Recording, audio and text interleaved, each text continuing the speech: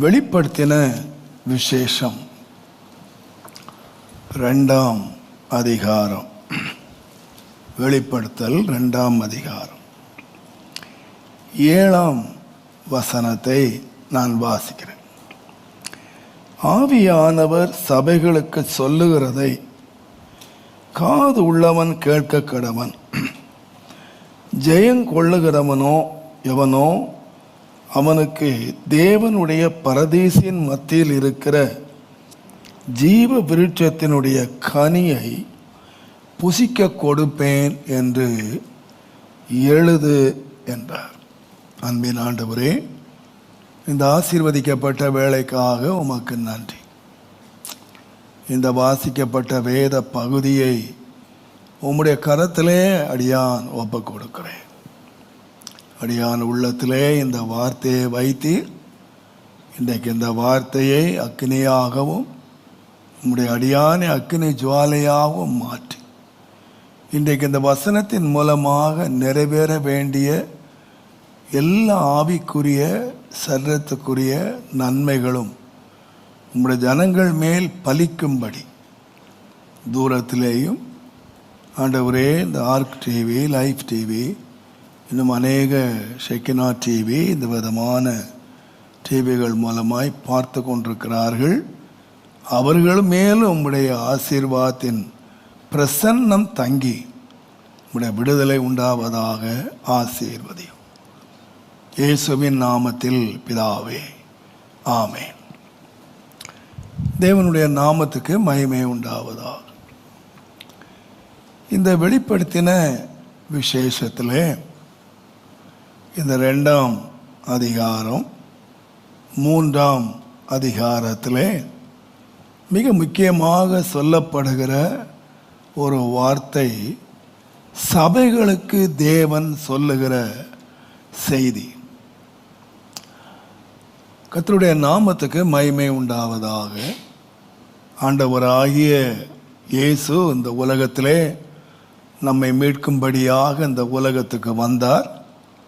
நமக்காக ஜீவனை கொடுத்து அவர் மரித்து உயிரோடு அவர் எழுந்து பரத்துக்கு சென்றார்.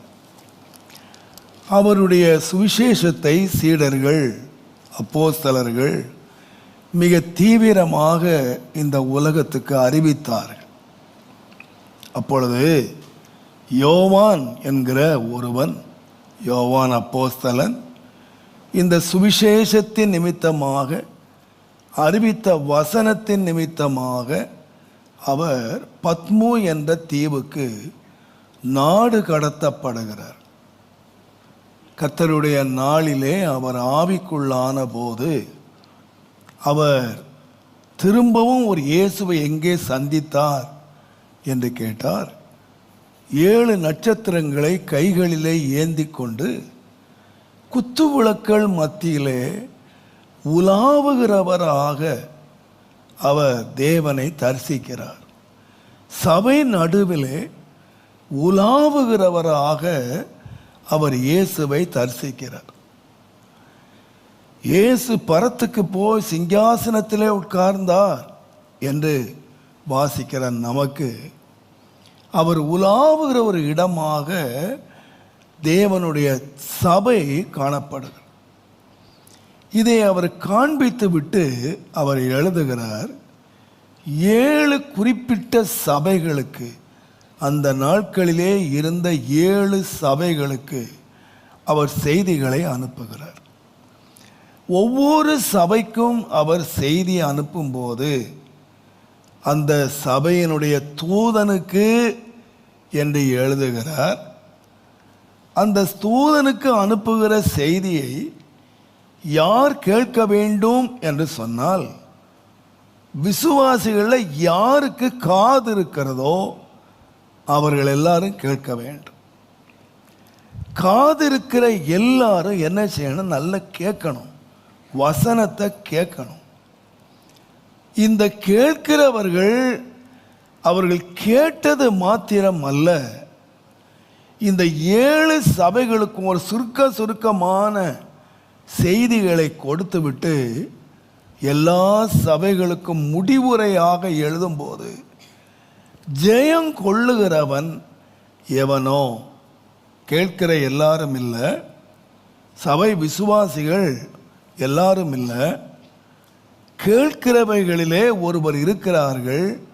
அவர்கள் யார் என்றால் ஜெயம் கொள்ளுகிறவர்கள்.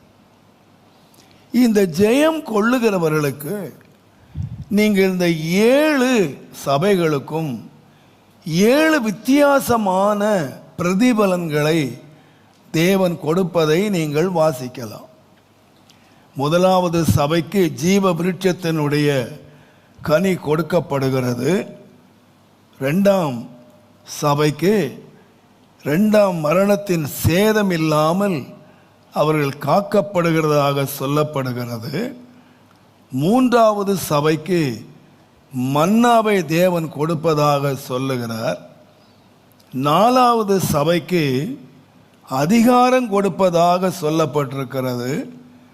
5வது சபைக்கு வெண்வஸ்திரம் கொடுக்கப்படுவதாக சொல்லப்பட்டிருக்கிறது. 6வது சபைக்கு ஆலயத்தில் தூணாக நிறுத்துவேன் என்று சொல்லியிருக்கிறது. 7வது சபைக்கு சிங்காசனம் கொடுக்கப்பட்டிருக்கிறது. இவைகளெல்லாம் தனித்தனியாக எழுதப்பட்டிருந்தாலும் இந்த உலகத்திலே திருச்சபைகள் தனித்தனியாக பெயரிலே அழைக்கப்பட்டாலும் சபை என்று சொல்லுகிறது கிறிஸ்துவின் சரீரமாகிய சபை. அங்கே பரலோகத்திலே வரும்பொழுது எபேசு சபை என்றோ, சிமிர்னா சபை என்றோ, பிலதெல்பியா சபை என்றோ தனித்தனியாக வரப்போகிறது இல்லை. இந்த 7 ஆசீர்வாதங்களும் எல்லா திருச்சபைகளுக்கும் வைக்கப்பட்டிருக்கிறது என்பதை நீங்கள் அறிந்து கொள்ள வேண்டும்.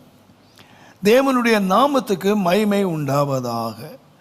நான் தாழ்மையாக விசுவாசிக்கிறேன், இந்த முதலாவது சபையாகிய எபேசு சபை ஜெயங்கொள்ளும் போது அதற்கு முதலாவது கொடுக்கப்படுகிற என்னவென்னு கேட்டிங்கன்னா, திருச்சபை ஜெயங்கொண்டு மேலே வரும்போது முதலாவது கொடுக்கப்படுகிறதற்கு என்னவென்று கேட்டால், ஜீவ விருட்சத்தினுடைய கனியை தேவன் கொடுப்பதாக வாக்கு பண்ணுகிறார். நாம் எல்லாருக்கும் நன்றாக தெரியும், இந்த வேத புஸ்தகத்தினுடைய முதலாவது புஸ்தகத்திலே, ஆதியாகமத்தின் புஸ்தகத்திலே தேவன் மனிதனை உண்டாக்கி அவனுக்காக ஏதேன் தோட்டம் என்ற ஒரு தோட்டத்தையும் உருவாக்கி, அந்த தோட்டத்திலே நீ எல்லா கனிகளையும் நீ புசிக்கலாம் என்று சொல்லி ஆண்டவர் எல்லா கனிகளையும் அங்கே படைத்தார்.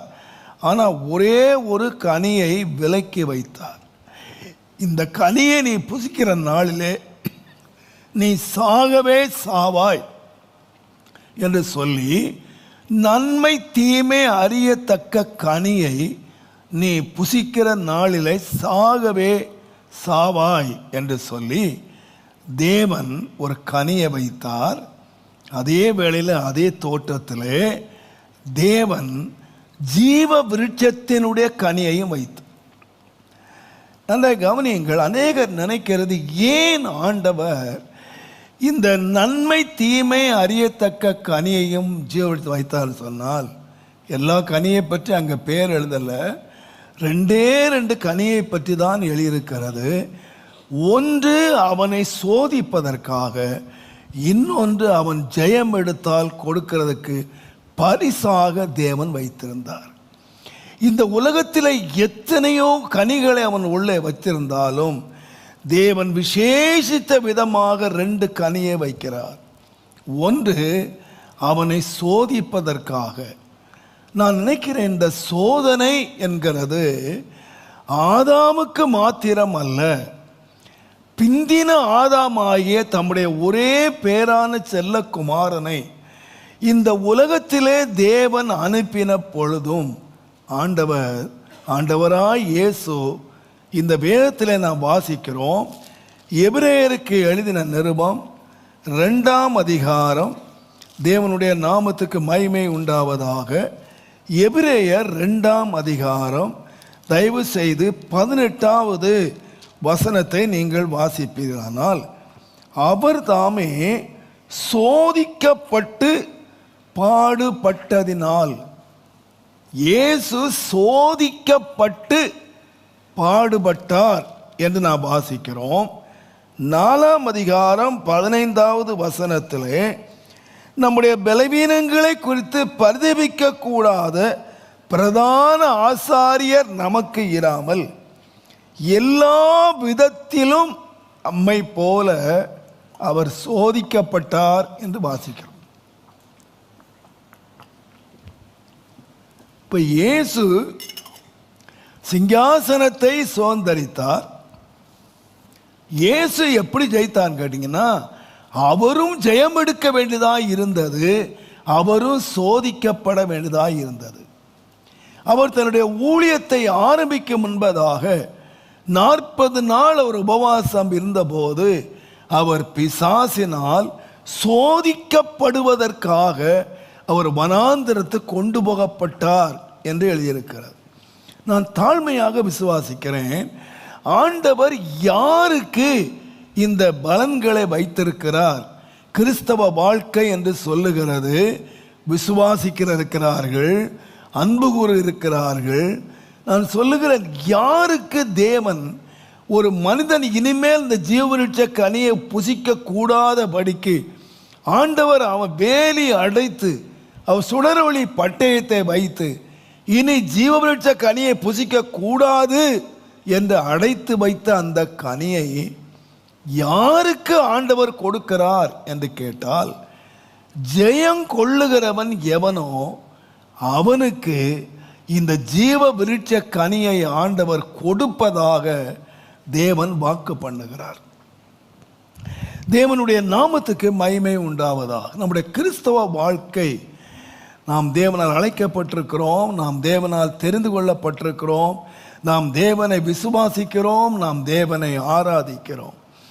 ஆனால் நீங்கள் ஒன்றை மாத்திரம் மறந்து போகக்கூடாது, நாம் யாராக நிற்க வேண்டும் என்று சொன்னால் ஜெயம் கொண்டவர்களாக நாம் நிற்க வேண்டும் என்பதை நாம் அறிந்திருக்கிறோம்.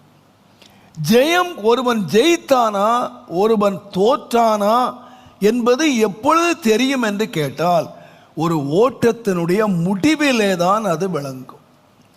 தேவனுடைய நாமத்துக்கு மகிமை உண்டாவதாக. ஒருவன் எவ்வளவு வேகமாக ஓடுகிறான், எவ்வளவு முன்னேறி ஓடுகிறான் என்பதல்ல முக்கியம், ஒருவன் ஓட்டத்தை எப்படி முடிக்கிறான் என்பதுதான் முக்கியம். ஒருவன் ஓட்டத்தை வெற்றியாக ஓடி முடித்த பிறகுதான் அவனுக்கு என்ன கொடுக்கப்படுகிறது என்று சொன்னால், பரிசு பொருள் கொடுக்கப்படுகிறது.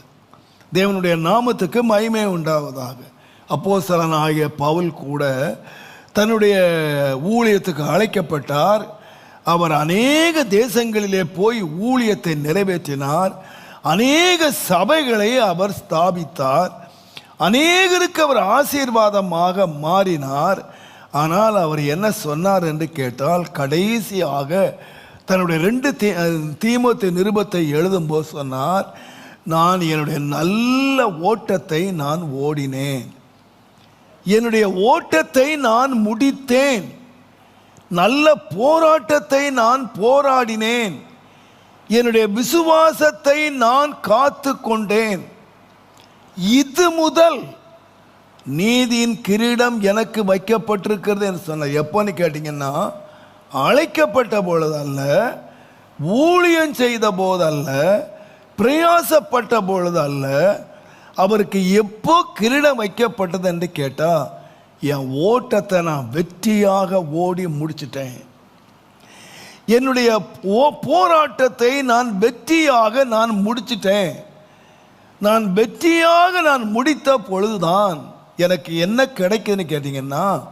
அந்த ஜீவ கிரீடம் எனக்கு தேவன் எனக்கு அந்த கிரீடத்தை எனக்கு வைத்திருக்கிறார் என்று எப்போ சொன்னார்னு கேட்டிங்கன்னா, ஓட்டத்தை ஓடும்போது இல்லை. ஆகையினாலே தான் அப்போஸ்தலர் 20ஆம் அதிகாரம் 24வது வசனத்தை நீங்கள் வாசிப்பீர்களானால், அவர் போகிற எல்லா இடங்களிலும் அவருக்கு கட்டுகளும் காவல்களும் வைக்கப்பட போது அவர் சொன்னார், என்னுடைய பிராணனை நான் அருமையாக எண்ண மாட்டேன். அப்போஸ்தலர் 20:24 நான் இவைகளில் ஒன்றை குறித்து நான் கவலைப்பட மாட்டேன், என்னுடைய பிராணனை நான் அருமையாக நான் எண்ண மாட்டேன், எனக்கு ஒன்று தான் தேவை, என்னுடைய ஓட்டத்தை நான் சந்தோஷமாக முடிக்க வேண்டும். எப்படியாயிலும் ஓட்டத்தை முடிச்சிடணும்னு இல்லை, ஓட்டத்தை எப்படி முடிக்கணும்னு சொன்னால் சந்தோஷமாக முடிக்கணும். யார் சந்தோஷமாக முடிப்பாங்கன்னு கேட்டிங்கன்னா, எல்லாரும் ஓட்டத்தை முடிக்கலாம், ஆனால் சந்தோஷமாக முடிக்கிறவன் யாருன்னு கேட்டிங்கன்னா வெற்றி பெற்றவன் தான் ஓட்டத்தை முடிக்கும்போது சந்தோஷப்படுகிறான். மற்றவர்கள் எல்லாரும் ஓட்டத்தை முடித்தாலும் துக்கத்தோடு தலைகவிழ்ந்து கொண்டு வெளியே போகிறார்களே தவிர, அவங்க நினைக்கலாம் ஓட்டத்தை முடிச்சிட்டேன்னு சொல்லலாம், ஆனால் அவங்களுக்கு பரிசு பொருள் கிடைக்காது. அவங்க 100 மீட்டர்ஸ் ஓடி இருக்கலாம், 1000 மீட்டர் ஓடி இருக்கலாம், அவங்க ஓடினாலும் ஒரு இமைப்பொழுதிலே தங்களுடைய பரிசை இழந்து போகிறார்கள்.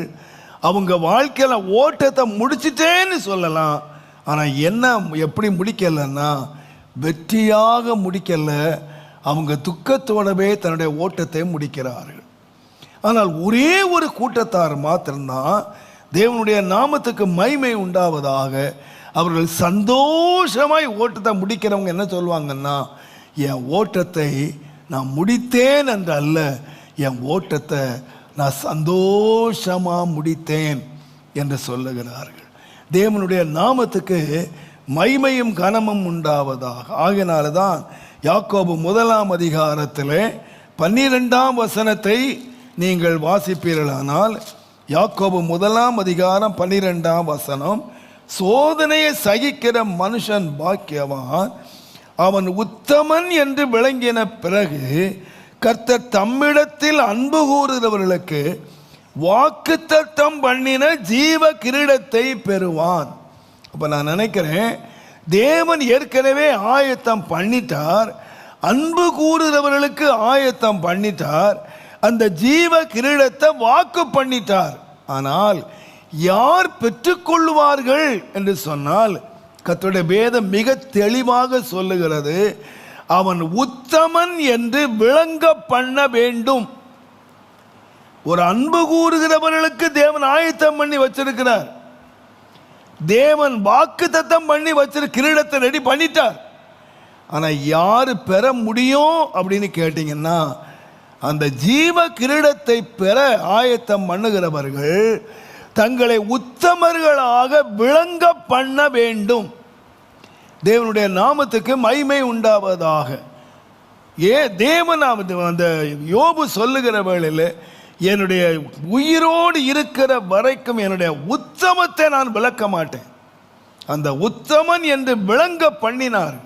நம்ம உலகத்தில் வாழுகிற நாட்களிலே நாம் யாராக விளங்க பண்ணணும் என்று கேட்டால், நம்மை உத்தமர்களாக விளங்க பண்ணும் பொழுதுதான் தேவன் நமக்கு என்ன தரப்போகிறார் என்று கேட்டால் ஜீவ கிரீடத்தை நமக்கு தரப்போகிறார். ஆகையினாலே தான் அப்போஸ்தலனாகிய பவுல் கொரிந்தியர் 1 அதிகாரம் 9ஆம் அதிகாரம் 24ஆம் வசனத்தை நீங்கள் வாசிப்பீர்களானால், 1 கொரிந்தியர் 9ஆம் அதிகாரம் 24வது வசனத்தை நாம் வாசிப்போமானால், பந்தய சாலையிலே ஓடுகிறவர்கள் எல்லாரும் ஓடுவார்கள், ஆகிலும் ஒருவனே பந்தயத்தை பெறுவான் என்று அறியீர்களா, நீங்கள் பெற்றுக்கொள்ளத்தக்கதாக ஓடுங்கள். இப்போ நாம் கிறிஸ்தவ வாழ்க்கை ஒரு ஓட்ட பந்தயம். பொறுமையோடே நமக்கு நியமித்திருக்கிற ஓட்டத்திலே நாம் ஓடும்படி அழைக்கப்பட்டிருக்கிறோம். விசுவாசத்தை துவக்கிறவரும் முடிக்கிறவரும் ஆகிய இயேசுவை நோக்கி நாம் எல்லாரும் ஓட வேண்டும். நாம் எல்லாரும் ஓடும்படி அழைக்கப்பட்டிருக்கிறோம். நாம் அழைக்கிற இந்த ஓட்ட பந்தயத்தில் எப்படி ஓட வேண்டும் என்று சொன்னால், வேதம் மிக திட்டமாக சொல்லுகிறது, எல்லாரும் ஓடலாம்ப்பா, எல்லாரும் ஓட்டத்தை ஆரம்பித்து ஓடிக்கிட்டு இருக்காங்க, ஆனால் நீங்கள் எப்படி ஓடுங்க என்று சொன்னால், பெற்றுக்கொள்ளத்தக்கதாக நீங்கள் ஓடுங்கள் என்று கர்த்தருடைய வேதம் சொல்லுகிறது. நான் சொல்லுகிறேன், நீங்களும் நானும் இந்த ஓட்ட பந்தயத்தை வெற்றிகரமாக ஜெயகரமாக நாம் ஓடி முடிக்கும் பொழுதுதான் கர்த்தர் நமக்காக அநேக ஆசீர்வாதங்களை வைத்திருக்கிறார் என்று சொல்லுங்கள். நான் யோசித்து பார்த்தேன், நம்முடைய ஆண்டவர் கூட இந்த வெளிப்படுத்தல் 3ஆம் அதிகாரம் தயவு செய்து 21ஆம் வசனத்தை நீங்கள் வாசிப்பீர்களானால், வெளிப்படுத்தல் 3:21, நான் ஜெயம் கொண்டு என் பிதாவினுடைய சிங்காசனத்திலே அவரோடே கூட உட்கார்ந்தது போல. அப்போ இயேசு சிங்காசனத்தில் உட்கார்ந்தாராம். எப்படி சிங்காசனம் உட்கார்ந்தார்னு கேட்டிங்கன்னா, அவர் சிங்காசனத்துக்கு உரியவராய் இருந்தாலும் அவர் தான் ஜெயம் கொண்டதினாலே தான் எனக்கு சிங்காசனம் கொடுக்கப்பட்டது என்று சொல்லுகிறார். நான் ஜெயம் கொண்டேன் இந்த உலகத்துக்கு. ஆண்டவர் சொன்னார், நீங்கள் பயப்படாதீங்க, நான் உலகத்தை ஜெயித்தேன் என்று சொன்னார். தேவனுடைய நாமத்துக்கு மகிமை உண்டாவதாக. கொலோசையர் 2ஆம் அதிகாரம் 15வது வசனத்திலே இயேசு சிலுவையிலே வெற்றி சிறந்தார் அல்லது ஜெயம் எடுத்தார். உலகம் நினைச்சது இயேசு சிலுவையிலே தோத்து போயிட்டார், இயேசுவை சிலுவையிலே கொண்டுட்டோம் அப்படின்னு நினைச்சாங்க. ஆனால் இயேசு சிலுவையிலே தோற்று போகல. இயேசு ஜெயம் எடுத்தது எங்கே என்று கேட்டால், சிலுவையிலே அவர் வெற்றி சிறந்தார் என்று சொல்லப்படுகிறது. ஆகையினால தான் எபிரேயர் 12ஆம் அதிகாரம் 2ஆம் வசனத்திலே தனக்கு முன்னாக வைத்திருந்த சிங்காசனத்தின் பொருட்டு, சந்தோஷத்தின் பொருட்டு அவர் அவமானத்தை எண்ணாமல் அவர் சிலுவையை சகித்து எங்கே போய் உட்கார்ந்தார்னா சிங்காசனத்தில் உட்கார்ந்தார். நான் சொல்லுவேன், உங்களுக்கும் எனக்கு மாத்திரம் அல்ல, நம்முடைய ஆண்டவராய் இயேசுவும் நம்மை போல ஒரு பாடுள்ள மனுஷனாக இந்த உலகத்திலே வந்து நம்மை போல் அவர் சோதிக்கப்பட்டு அவர் சோதனையை சகித்து அவர் என்ன எடுத்தார் கேட்டீங்கன்னா, சிலுவையிலே வெற்றி சிறந்தார். தேவனுடைய நாமத்துக்கு மகிமை உண்டாவதாக.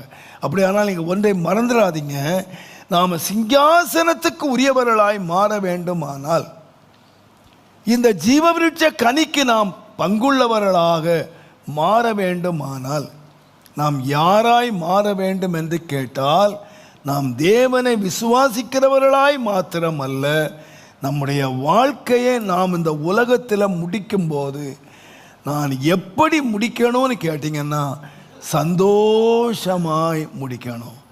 நான் வெற்றியோடு என்னுடைய வாழ்க்கையை முடிக்கணும். என்னுடைய வாழ்க்கையை நான் ஒரு நாள் இந்த விசுவாசத்தை துவக்கிறவரும் முடிக்கிறவருமாகிய இயேசுவை நோக்கி நான் ஓட ஆரம்பித்தேன். தேவனுடைய நாமத்துக்கு மகிமை உண்டாவதாக.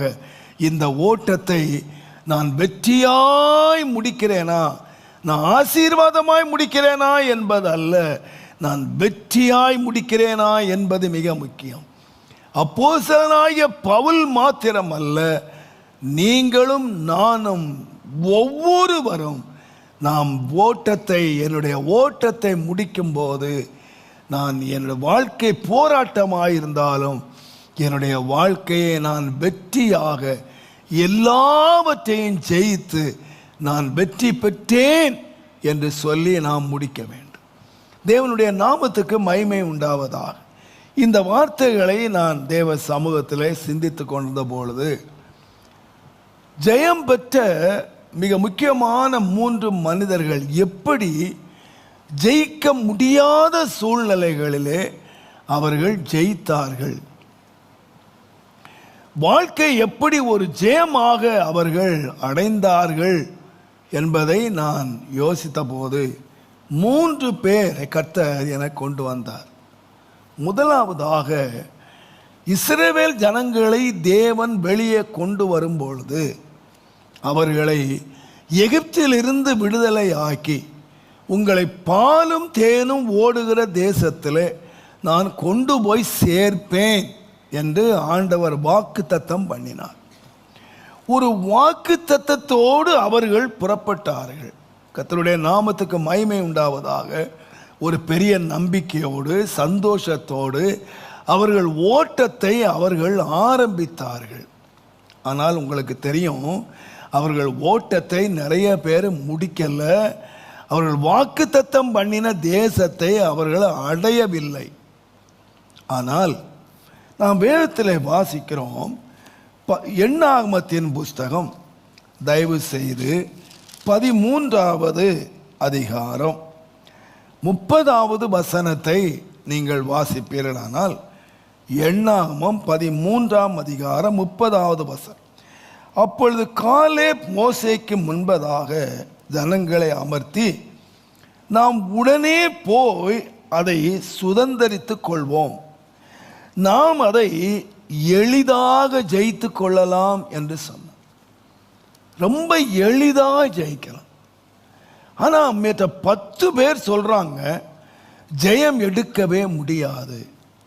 இந்த வாக்குத்தத்தமான தேவன் வாக்குத்தத்தம் பண்ணினாலும், தேவன் கூடவே வந்தாலும் இந்த தேசத்தை சுதந்தரிக்க முடியாது, வெற்றி பெற முடியாது என்று சொல்லுகிறார்.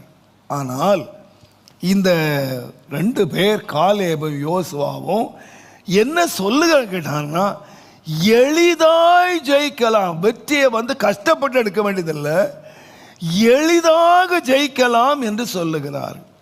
அவர்கள் ஜெயிப்பதற்கு என்ன வழி சொன்னார்கள் என்று கேட்டால், நீங்கள் எண்ணாகமத்தின் புஸ்தகம் 14ஆம் அதிகாரம் 8ஆம் வசனத்தை நீங்கள் வாசித்தீர்களானால், கர்த்தர் நம்மேல் பிரியமாய் இருந்தால் அந்த தேசத்திலே நம்மை கொண்டு போய் சேர்ப்பார், பாலும் தேனும் ஓடுகிற அந்த தேசத்தை நமக்கு கொடுப்பார். ஒரே ஒரு காரணம் மட்டும் சொல்றாங்க, பா நீங்க ரொம்ப கடினமானது, இந்த ஜெயத்தை நாம எடுக்க முடியாது, இந்த வாக்குத்தத்தத்தை நாம சுதந்தரிக்க முடியாது, இது நிச்சயமாய் நடக்காது, இந்த பாலும் தேனும் ஓடுற தேசத்தை நாம் சுதந்தரிக்கிறது முடியாத ஒரு காரியம் என்று நீங்க சொல்றீங்க. ஆனா இதை ரொம்ப லகுவாக ரொம்ப எளிதாக நாம் பெற்றுக்கொள்ளலாம். எப்போன்னு கேட்டீங்கன்னா, நம்முடைய வாழ்க்கையை மாத்திரம் ஆண்டவருக்கு பிரியமாக நம்ம மாத்திட்டோம் அப்படின்னு சொன்னா, கர்த்தர் நம்மேல் பிரியமாய் இருந்தால் இதை ரொம்ப எளிதாக சுதந்தரிக்கலாம். இந்த வாக்குத்தத்தத்தை எளிதாக நாம் சுதந்தரிக்கலாம். சங்கீதக்காரன் கூட தன்னுடைய சங்கீத புஸ்தகத்திலே எழுதும் பொழுது 44வது சங்கீதம் தயவு செய்து முதல் வசனங்களை நீங்கள் முதல் வாசிப்பீங்கன்னா 44 முதலாம் வசனம். தேவனே, எங்கள் பிதாக்களுடைய நாட்களாகிய பூர்வ நாட்களில் நீர் நடப்பித்த கிரியைகளை அவர்கள் எங்களுக்கு அறிவித்தார்கள், அவைகளை எங்கள் காதுகளால் நாங்கள் கேட்டோம். தேவரீர் உம்முடைய கையினால் ஜாதிகளை துரத்தி இவர்களை நாட்டி ஜனங்களை துன்பப்படுத்தி இவர்களை பரவ பண்ணினீர். அவர்கள் தங்கள் பட்டயத்தினால் தேசத்தை கட்டிக்கொள்ளவில்லை, அவர்கள் புயமும் அவர்களை ரட்சிக்கவில்லை. நீர் அவர் மேல் பிரியமாயிருந்தபடியினால் உம்முடைய வலது கரமும் உம்முடைய புயமும் உம்முடைய முகத்தின் பிரகாசமும் அவர்களை ரட்சித்தது.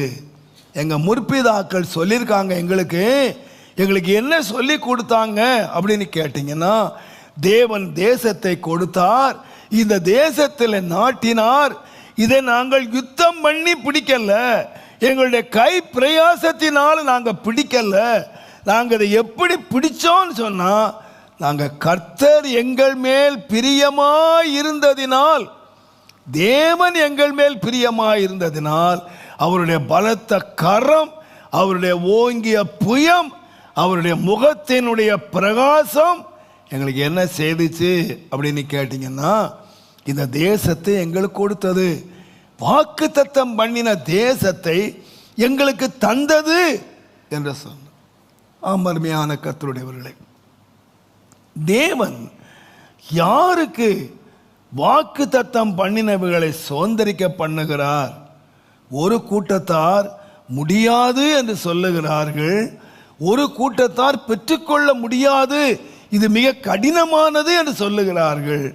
ஒருவர் ரொம்ப லகுவாய் சுதந்திரிக்கலாம் என்று சொல்லுகிறார்கள்.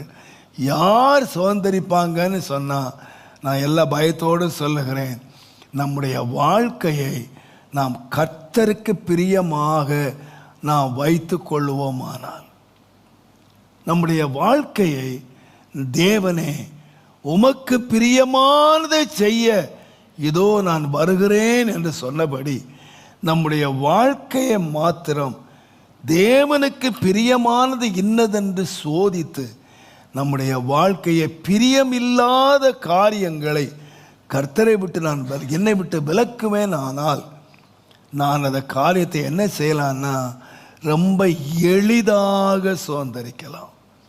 கர்த்தருடைய நாமத்துக்கு மகிமை உண்டாவதாக. நீங்கள் இழந்து போனவர்களை கூட பாருங்கள். 1 கொரிந்தியர் 10:5 அந்த முதல் வசனத்திலிருந்து புறப்பட்ட மக்களை பற்றி சொல்லுகிறார். அவர்கள் ஞான ஸ்நானம் பெற்றார்களாம், அவர்கள் ஆவியினாலே தாகம் தீர்க்கப்பட்டார்களாம், தேவன் அவர்களோடவே கூட நடந்தாராம். ஆனால் என்ன நடந்தது கேட்டீங்கன்னா, அவர்களில் அதிகமான பேரிடத்திலே தேவன் பிரியமாய் இருந்ததில்லை. அவர்கள் முறுமுறுக்கிறவர்களாக, அவர்கள் விக்கிரக ஆராதனைக்காரர்களாக, அவர்கள் விபச்சாரம் பண்ணுகிறவர்களாக, அவர்கள் பலவிதமான துன்மார்க்க காரியங்களை தேவன் கூடவே இருக்கும்போதே ரட்சிக்கப்பட்ட மக்கள் அவர்கள் செய்ததினாலே கர்த்தருடைய வேதம் சொல்லுகிறது, அவர்கள் அதிகமான பேர் ஆண்டவரில் பிரியமாய் இல்லாதபடியினாலே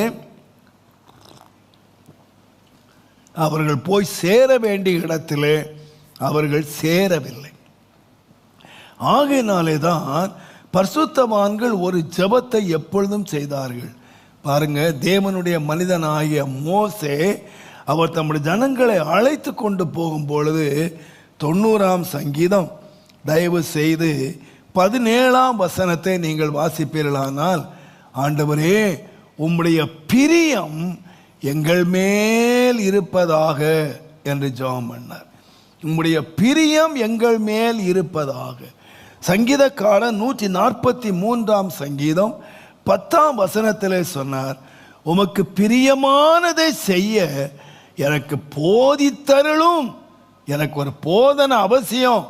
என்ன அவசியம்னா, ஆண்டவரே உமக்கு பிரியமானது இன்னது என்று நாங்கள் அறிந்து கொள்ளணும், எங்களுக்கு அதுக்கு போதியும். எபேசியர் 5ஆம் அதிகாரம் 1வது வசனத்திலே பவுல் சொல்லும்போது, நீங்கள் பிரியமான பிள்ளைகளைப் போல தேவனை பின்பற்றுகிறவர்களாய் இருங்கள். நீங்கள் பிள்ளைகளாய் மாத்திரமல்ல, பிரியமான பிள்ளைகள். தேவன் மேல ஒரு பிரியமான பிள்ளைகளாக நீங்கள் இருங்கள் என்று சொல்லி நீங்க பின்பற்றுங்க, இயேசுவை பின்பற்றுங்க. நீங்க எப்படி பின்பற்றுங்கன்னா, நான் ஒரு பிள்ளை என்று அல்ல, ஆண்டவரே ஒரு பிரியமான பிள்ளையாக என்னை பின்பற்ற உதவி செய்யும், உம்முடைய பிரியம் என் மேல் இருப்பதாக. நான் சொல்லுவேன், இந்த காலத்தில் நாம் லகுவாக தேவன் நம்முடைய வாக்கு சுதந்திரிக்க வேண்டுமானால் தேவன் வாழுவதற்கு கொஞ்ச காலத்தை கொடுத்திருக்கிறார். இந்த மோசே ஜெபம் பண்ணும்போது சொல்லுகிறார், ஆண்டவரே எங்களுடைய ஆயுசு நாட்கள் 70 வருஷம், பலத்தின் மிகுதியினால் அது 80 வருஷமாக இருந்தாலும் அதனுடைய மேன்மைகள் எல்லாம் சஞ்சலமும் வருத்தமாகவே இருக்கிறது. நான் நினைக்கிறேன், ஆயுசு நாட்கள் வர வர குறைந்து கொண்டே போய்கொண்டே இருக்கிறது. நேற்றை கண்டவர்களை நாம் இன்றை காணவில்லை. நம்முடைய ஆயுசனுடைய முடிவு எப்பொழுது என்று நமக்கு தெரியாது. நம்முடைய கையிலே தேவன் வாழும்படியான கொஞ்ச காலத்தை தேவன் நமக்கு தந்திருக்கிறார். இந்த காலத்திலே நாம் எவ்வளவு சாதித்தோம் என்பதல்ல, நாம் எவ்வளவு சம்பாதித்தோம் என்பதல்ல, நாம் எவ்வளவு ஆசீர்வாதமாய் இருந்தோம் என்பதல்ல. நான் நினைக்கிறேன், வாழ்ந்த காலங்கள் ஆண்டவருக்கு பிரியமாக நாம் வாழ்ந்தோமா? ஆண்டவருக்கு பிரியமாக, ஆண்டவர் என்னை பார்த்து என் பிரியமே நீ பூரண ரூபவதி, உன்னிலே பழுது ஒன்றுமே இல்லை என்று சொல்லத்தக்கதாக அந்த மணவாட்டியும் சொன்னாலே, நான் நேசருடையவள், அவருடைய பிரியம் என்மேல் இருக்கிறது என்று சொல்லத்தக்கதாக என்னுடைய வாழ்க்கை பிரியமாக, நான் கர்த்தருக்கு பிரியமாக என் வாழ்க்கையை நான் வைத்திருக்கிறேனா என்கிற கேள்வியை நாம் கேட்டு கர்த்தருக்கு பிரியமானது இன்னது என்று சோதித்து நாம் வாழ்க்கையை கர்த்தருக்கு பிரியமாய் வைத்துக்கொள்வோமானால், சாமுவேலை பற்றி எழுதும்போது அவன் கர்த்தருக்கும் அவன் மனுஷருக்கும் அவன் பிரியம் உண்டாக நடந்து கொண்டான் என்று எழுதியிருக்கிறது போல நம்முடைய வாழ்க்கை கர்த்தருக்கும் பிரியமாய் இருக்க வேண்டும், நம்முடைய வாழ்க்கை மனுஷருக்கும் பிரியமாய் இருக்க வேண்டும். ஆகையினாலே தான் சங்கீதக்காரர் ஜெபத்தை ஆண்டவருக்கு நேராக ஏறெடுத்தார். சங்கீதங்களின் புஸ்தகம் 19ஆம் சங்கீதம் 14வது வசனத்தை நீங்கள் வாசிப்பீர்களானால், என் கன்மலையும் என் மீட்பருமாகிய கர்த்தாவே, என்னுடைய வாயின் வார்த்தைகளும் என் இருதயத்தின் தியானமும் உம்முடைய சமூகத்திலே. வாயின் வார்த்தை என்று சொல்லுகிறது மனிதனோட பேசுகிறது, இருதயத்தினுடைய தியானம் என்று சொல்லுகிறது தேவன் பார்க்கிறார். வாயை மனிதன் பார்க்கிறான், இருதயத்தை தேவன் பார்க்கிறார். இப்போ வெளியரங்கமாக மனிதன் பார்க்கிற, மனிதன் கேட்கிற, மனிதனுக்கு முன்பதாகவும் என்னுடைய வாயின் வார்த்தைகள் பிரியமா இருக்கணும். என்னுடைய இருதயத்திலே நான் தியானிக்கிற அல்லது மனிதன் பார்க்க முடியாத இடத்திலே என் இருதயம் எப்படி இருக்கணும்னு கேட்டீங்கன்னா, உமக்கு பிரியமா இருக்கணும் கர்த்தாவே. தேவனுடைய நாமத்துக்கு மகிமை உண்டாவதாக. நான் சொல்லுவேன், ஜெயம் கொள்ளுகிறவன் எவனோ அவனுக்கு நான் என்னுடைய ஜீவ விருட்சத்தினுடைய கனியை நான் கொடுப்பேன். சபையாருக்கு கொடுப்பேன்னு சொல்லலை, சபையினுடைய தூதனுக்கு நான் கொடுப்பேன்னு சொல்லலை. உனக்கு தான் செய்தி கொடுக்கப்பட்டது, நீ சபையினுடைய தூதனாய் இருக்கிறதுனால உனக்கு நான் கனி கொடுப்பேன் அப்படின்னு சொல்லலை. காது உள்ளவர்களாய் கேட்கிறார்களே அவர்களுக்கு நான் கொடுப்பேன் அப்படின்னு சொல்லலை. எபேசு சபையாருக்கு நான் கொடுப்பேன் அப்படின்னு எந்த சபைக்கும் சொல்லலை. செய்தியை சபைக்கு சொன்னாலும், அநேகர் வசனத்தை கேட்கிறவர்களாக இருந்தாலும், தேவன் குறிப்பிட்ட ஒரு கூட்டத்தாருக்கு தேவன் வாக்கு தத்தம் பண்ணுகிறார். யார் என்று கேட்டால், ஜெயம் கொள்ளுகிறவன் எவனோ. அப்ப ஜெயம் என்று சொல்லுகிறது ஒரு குழுவாக அல்ல, ஒரு சபையாக அல்ல. ஏசிய சபையெல்லாம் ஜெயம் கொண்டு பரலோகம் நினைக்காதீங்க. ஒரு குறிப்பிட்ட சபை ஜெயம் கொண்டு பரலோகம் போக போறதில்ல. ஜெயம் என்று சொல்லுகிறது தனி மனிதன் பெற வேண்டியது. கேட்கிறது எல்லாரும் கேட்கலாம், 10,000 பேர் கூடி கேட்கலாம், 10 லட்சம் பேர் கூடி கேட்கலாம், 10 லட்சம் பேர் சேர்ந்து ஓடலாம். ஆனால் வெற்றி பெறுகிறவன் யார் என்று கேட்டால் ஒருவன். நீங்களும் நானும் கேட்கிறவர்களாய் மாத்திரமல்ல, நீங்களும் நானும் எழுதுகிறவர்களாய் மாத்திரமல்ல, நீங்களும் நானும் ஒரு போதகனாக தூதனாக இருந்தால் போதாது.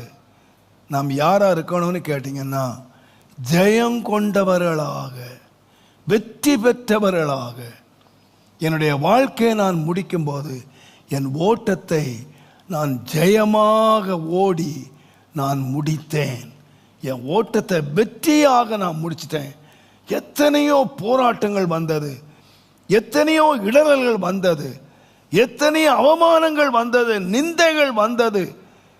அந்த எல்லாவற்றையும் நான் தாண்டி அவமானத்தை எண்ணாமல் சகித்து என்னுடைய ஓட்டத்தை நான் வெற்றியாய் முடித்த இயேசுவை போல நான் சொல்லுவேன், நம்முடைய வாழ்க்கை வெற்றியாய் முடிய வேண்டுமானால் முதலாவது நம்முடைய வாழ்க்கை கர்த்தருக்கு பிரியமான வாழ்க்கை.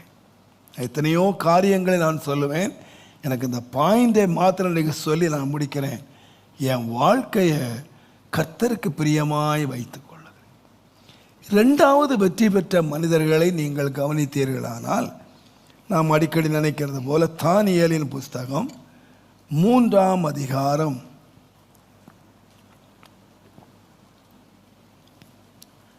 27ஆம் 28வது வசனத்தை நாம் வாசிப்போமானால், தானியேலின் புஸ்தகம் 3ஆம் அதிகாரம் 27ஆம் வசனம். தேசாதிபதிகளும் அதிகாரிகளும் தலைவரும் ராஜாவின் மந்திரிகளும் கூடி வந்து அந்த புருஷருடைய சரீரங்கள் மேல் அக்கினி பலன் செய்யாமலும் அவர்களுடைய தலைமயிர் கருகாமலும் அவர்களுடைய சால்வைகள் சேதப்படாமலும் அக்கினியினுடைய மனம் அவர்களிடத்தில் வீசாமலும் இருந்ததை கண்டார்கள். இது ஒரு பெரிய வெற்றி. நான் நினைத்த அளவில் நீங்கள் பார்த்தீங்கன்னா, நாங்கள் ஆராதிக்கிற தேவன் எங்களை தப்புவிக்க வல்லவர். அவர் தப்புவிக்காமலே போயிட்டாலும் நாங்கள் நீ சொல்கிற சிலையை நாங்கள் வணங்க மாட்டோம் என்று அவர்கள் சொன்னார்கள். ஆனால் ராஜா மிகுந்த கோபமாக அந்த அக்கினி சூளையினுடைய சூட்டை 7 மடங்கு அவன் அதிகமாக்கினான். இந்த 3 பேரையும் சால்வைகளோடு கட்டி அவர்களை அக்கினிக்குள்ளாக தூக்கி எரிய போனவர்களை நீங்கள் பார்த்தீர்களானால், அங்கே சொல்லப்படுகிறது 3ஆம் அதிகாரம் 22ஆம் வசனத்தை வாசிங்கன்னா, ராஜாவினுடைய கட்டளை கடுமையாக இருந்தபடியினால் சூளை மிகவும் சூடாக்கப்பட்டிருந்தபடியினாலும் அக்கினி ஜுவாலையானது சாத்ராக் மேஷாக் ஆபேத்நேகோ என்பவர்களை தூக்கி கொண்டு போன புருஷனை என்ன செய்தான்? தோற்று போயிட்டான். இந்த அக்கினியில் யார் தோற்று போயிட்டா அப்படின்னு சொன்னா, இவனை போடுறதுக்காக தூக்கிட்டு போனாங்களே நல்ல பலசாலியான வீரர்கள், இவர்கள் தோற்று போனார்கள். இவர்கள் நல்ல பலசாலிகள், அவர்களை தூக்கி கொண்டு போனவர்கள் அழிந்து போனார்கள். ஆனால் இந்த என்னென்ன வார்த்தை பயன்படுத்தப்பட்டிருக்கு பாருங்க. அவர்கள் தேவனுடைய நாமத்துக்கு மகிமை உண்டாவதாக அவர்களுடைய சரீரங்கள் மேல் அக்கினி பலன் செய்யவில்லை, அவர்களுடைய தலை முடி கூட என்ன செய்யலைன்னா கருகவில்லை, அவர்கள் போட்டிருந்த சால்வை கூட சேதப்படல, அக்கினியினுடைய வாசனை கூட மேலே வரல. எங்கிருந்து வந்தாங்க? அக்கினிக்குள்ள இருந்து வெளியே வந்தாங்க. இந்த எரிகிற அக்கினி சூளைக்குள்ளேருந்து வெளியே வர்றாங்க, வெற்றியோடு வர்றாங்க. வேதம் சொல்லுது, இந்த அக்கினியினுடைய வாசனை கூட அவர்கள் மேலே படலை. அந்த அக்கினியிலிருந்து வெளியே வந்தாங்கன்னு சொல்லலை, நான் சொல்லுவேன் அக்கினியிலிருந்து வெற்றியோடு வெளியே வந்தாங்க. இந்த அக்கினி அவர்களை பட்சிக்கவோ இந்த அக்கினி அவர்களை தொடவோ இல்லை. நான் சொல்லுவேன், இந்த அக்கினி எப்படி ஜெயித்தாங்க? அவர்கள் ஜெயித்தார்களா? இல்லை. நான் சொல்லுவேன், கர்த்தருடைய வேதம் மிக தெளிவாக அடுத்த வசனம் சொல்லுகிறது. அப்பொழுது நேபுகாத்நேச்சார் வசனித்து, சாத்ராக் மேஷாக் ஆபேத்நேகோ என்பவருடைய தேவனுக்கு ஸ்தோத்திரம், அவர்கள் தங்கள் தேவனை தவிர வேறொரு தேவனை சேவித்து பணியாமல் அவரையே நம்பி ராஜாவின் கட்டளையை தள்ளி தங்களுடைய சரீரங்களை என்ன செய்தாங்களா? ஏன் சரீரத்தின் மேலே அந்த அக்கினி பலன் செய்யலை? ஏன் அந்த வஸ்திரத்தின் மேலே பலன் செய்யலை? ஏன் அந்த தலை முடியின் மேலே அக்கினி பலன் செய்ய முடியலைன்னு சொன்னால், கர்த்தருடைய வேதம் சொல்லுது, அவங்க இந்த சரீரத்தை யார்கிட்ட ஒப்பு கொடுத்துட்டாங்க அப்படின்னு சொன்னால், தேவனிடத்திலே சரீரத்தை ஒப்பு கொடுத்தபடியினாலே அவங்க தோற்று போனவங்களா வரல, அவங்க யாரா வந்தாங்கன்னா ஜெயித்தவங்களா வந்தார். தேவன் அவர்களுக்கு எப்போ ஜெயத்தை கொடுத்தார் என்று சொன்னால், இந்த யுத்தத்தை, இந்த அக்கினியை எதிர்க்கிறதுக்கு தங்களுடைய பலத்தை நம்பி இருந்தாங்கன்னா அவங்க எரிஞ்சு சாம்பலா போயிருப்பாங்க. இந்த அக்கினி பக்கத்திலே அவர்கள் போக முடியாமலே இருந்திருக்கும். ஆனால் அக்கினிக்குள்ளேயே அவர்கள் போனாலும் அவங்க ஏன் அழிஞ்சு போகலைன்னு சொன்னால், தங்களுடைய சரீரங்களை அவர்கள் என்ன செய்தாங்கன்னு கேட்டிங்கன்னா ஆண்டவருக்கு ஒப்பு கொடுத்துட்டாங்க. நான் சொல்லுவேன், ஆண்டவருக்கு நம்முடைய சரீரங்களை ஒப்பு கொடுக்கிறது என்பது லகுவான காரியம் அல்ல. தேவனுடைய நாமத்துக்கு மகிமை உண்டாவதாக. ஆகையினாலே தான் அப்போ ரோமர் 12ஆம் அதிகாரம் 1ஆம் வசனத்திலே உங்கள் சரீரங்களை நீங்கள் ஒப்பு கொடுங்கள், அதுதான் நீங்கள் செய்யக்கூடிய புத்தி உள்ள ஆராதனை. நாம் என்ன செய்துட்டோம்னா நம்முடைய ஆத்மாவை ஒப்பு கொடுத்துட்டோம். ஆண்டவரே என்னுடைய இருதயத்தை ஒப்பு கொடுக்கிறேன்னு சொல்கிறோம், என் பணத்தை ஒப்பு கொடுக்கிறேன்னு சொல்கிறோம், என் பொருளை ஒப்பு கொடுக்கிறேன்னு சொல்கிறோம், என்னத்தெல்லாமோ ஒப்பு கொடுக்குறோம். ஆனால் நாம் எதை ஒப்பு கொடுக்கிறது இல்லை என்று சொன்னால் நம்முடைய சரீரங்களை நாம் ஒப்பு கொடுக்கறதில்லை. நான் சொல்லுவேன், கர்த்தருடைய வேதம் மிக தெளிவாக சொல்லுகிறது.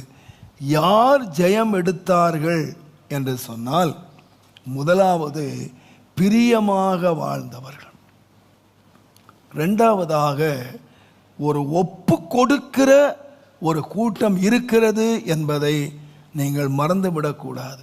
ஆகையினாலே தான் அப்போஸ்தலனாகிய பவுல் எழுதும்போது நாம் அடிக்கடி கவனித்தாலும் 2 தீமோத்தேயு 1ஆம் அதிகாரம் தயவு செய்து 12வது வசனத்தை நீங்கள் வாசிப்பீர்களானால், 2 தீமோத்தேயு 1ஆம் அதிகாரம் 12ஆம் வசனத்திலே, கர்த்தருடைய நாமத்துக்கு மகிமை உண்டாவதாக, நீங்கள் இந்த 12ஆம் வசனத்தை வாசிப்பதற்கு முன்பதாக நீங்கள் 9ஆம் வசனத்திலிருந்து நீங்கள் வாசித்தால் நன்றாய் விளங்கும். அவர் நம்முடைய கிரியைகளின்படி நம்மை ரட்சிக்காமல் தம்முடைய தீர்மானத்தின்படியும் ஆதிகாலம் முதல் கிறிஸ்து இயேசுவுக்குள் நமக்கு அருளப்பட்ட கிருபையின்படியும் நம்மை ரட்சித்து பரிசுத்த அழைப்பினாலே அழைத்தார். நம்முடைய இரட்சகராய் இயேசு கிறிஸ்து பிரசன்னமானதினாலே அந்த கிருபை இப்பொழுது வெளிப்படுத்தப்பட்டிருக்கிறது. அவர் மரணத்தை பரிகரித்து ஜீவனையும் அழியாமையும் சுவிசேஷத்தினாலே வெளியரங்கமாக்கினார். அதற்கு நான் பிரசங்கியாகவும் அப்போஸ்தலனாகவும் புறஜாதியாருக்கு போதகனாகவும் நியமிக்கப்பட்டேன். அது நிமித்தம் இந்த பாடுகளையும் நான் அனுபவிக்கிறேன். ஆயினும் நான் வெட்கப்படுகிறதில்லை, ஏனென்றால் நான் விசுவாசித்திருக்கிறவர் இன்னார் என்று அறிவேன். நான் அவரிடத்திலே ஒப்பு கொடுத்ததை அவர் இந்நாள் வரைக்கும் அந்நாள் வரைக்கும் என்ன செய்வார்? நீங்கள் 3 காரியங்களை வாசிக்கலாம். ஆண்டவர் செய்த கிரியைகள். முதலாவது, தேவன் என்னை ரட்சித்தார். இரண்டாவதாக, தேவன் என்னை அழைத்தார். மூன்றாவதாக, தேவன் என்னை நியமித்தார். இந்த வசனத்தில் இந்த 3 காரியங்களை இங்கே அறியலாம். இயேசு என்னை ரட்சித்தார், இயேசு என்னை அழைத்தார், இயேசு என்னை நியமித்தார். இவைகள் எல்லாமே என்னுடைய கிரியைகளாலே நடக்கல. என்னை ரட்சிப்புக்கு நான் ஒப்பு கொடுத்தேன், அவர் என்னை அழைத்த போது நான் ஒப்பு கொடுத்தேன், அவர் நியமித்த போது நான் ஒப்பு கொடுத்தேன். நான் அதே ஒப்பு கொடுத்தலை. ஆண்டவரே, என்னுடைய கடைசி வரைக்கும் நான் ஒப்பு கொடுப்பேன், ஆனால் அவர் அந்நாள் வரைக்கும் காத்து கொள்ளுவார். நான் நினைக்கிறேன் இந்த விஷயத்தில் ஆபிரகாம் நமக்கு ஒரு நல்ல பாடம். நீங்கள் எபிரேயர் புஸ்தகத்தை நீங்கள் வாசிப்பீர்களானால், எபிரேயர் 11ஆம் அதிகாரம் தயவு செய்து 17ஆம் வசனத்தை நீங்கள் வாசித்தீங்கன்னா, விசுவாசத்தினாலே ஆபிரகாம் தான் சோதிக்கப்பட்ட போது ஈசாக்கை பலியாக என்ன செய்தாரா? ஒப்பு கொடுத்தார். ஈசாக்கை பலியாக தேவனுக்கு ஒப்பு கொடுத்தார். யாரு? ஆபிரகாம். தான் பிள்ளைய 100 வயதில் பெற்ற ஒரு பிள்ளைய தன்னுடைய பிள்ளையை ஆண்டவருக்கு ஒப்பு கொடுத்தார். இன்றைக்கி நம்ம என்ன சொல்லுவோம்னா, பிள்ளைய ஊழியத்துக்கு ஒப்பு கொடுத்தேன்னு சொல்லுவோம். என் பிள்ளை எத்தனையோ காரியங்களுக்கு ஒப்பு கொடுக்குறீங்க. ஆனால் பிள்ளை எதுக்கு ஒப்பு கொடுத்தான்னு கேட்டிங்கன்னா, வெட்டுறதுக்கே ஒப்பு கொடுத்தான், கொலை செய்கிறதுக்கு, பலிக்கு ஒப்பு கொடுத்தான். ஏன் ஒப்பு கொடுத்தான்னா, அந்த ஒப்பு கொடுத்தலே என்ன இருக்குன்னு கேட்டிங்கன்னா விசுவாசம் இருக்குது.